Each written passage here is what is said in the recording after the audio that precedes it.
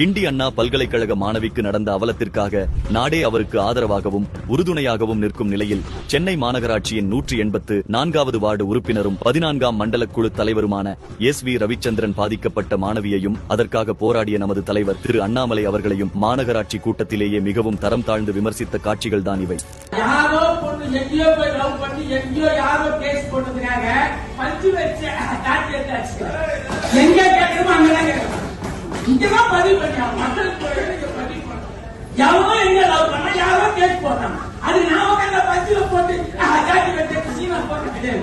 மேலும் முன்னாள் MLA திமுகவின் VP கலைராஜனோ ஒரு பொது விவாதத்தில் பாதிக்கப்பட்ட பெண் மீதே பழி போடுகிறார்.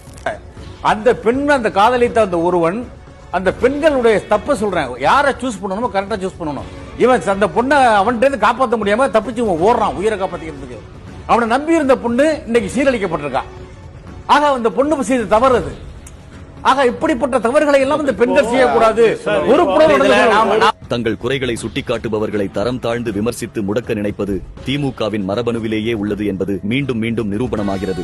தலைவர் தன்னைத்தானே அடித்துக் கொண்ட சாட்டை பஞ்சால் செய்தது என்று கூறும் நில அபகரிப்பு வழக்கில் குண்டர் சட்டத்தில் சிறை சென்ற ரவிச்சந்திரன் நமது தலைவரின் சவாலை ஏற்று சோதனை செய்து கொள்ள தயாரா?